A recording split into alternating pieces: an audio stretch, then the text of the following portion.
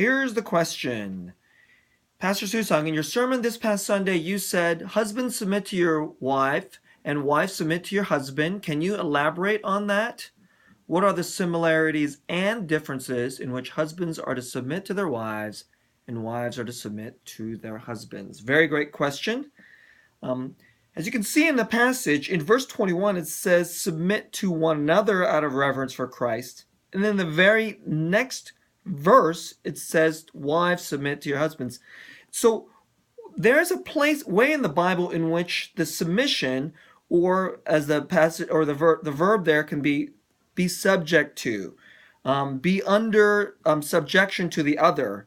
That idea, there is a symmetrical aspect and then there's an asymmetrical aspect. And verse 22 refers to the asymmetrical aspect, in which the way the husband approaches the wife is different. The wife is to submit to the husband in a way that differs, and she really is under his authority in the Lord, as the Bible teaches in the head and body analogy. But we're going to get to that in a few weeks from now. But this week, I just really want to emphasize what it means in verse 21, the aspect that's symmetrical. In this way, in principle, it's really not different how a husband and a wife are to be subject to each other or to submit to each other. And this, in a lot of ways, this really is the deeper issue. And the headship issue is an important issue. I don't want to, in some way, minimize that issue. But even before the headship issue is the mutual submission issue. And that's why I emphasize this week, when you come into the marriage, the biggest problem is self-centeredness.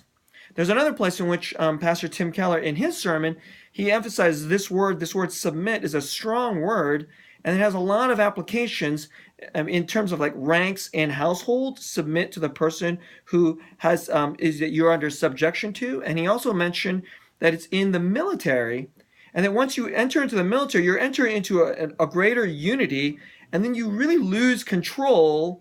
You don't get the same say and ownership and control over how you run your life. So you don't get to just decide when you eat, when you can wake up, when you can do the various different activities. That's in subjection to into the greater unity called the military, and then subjection to others that you're supposed to be working together with.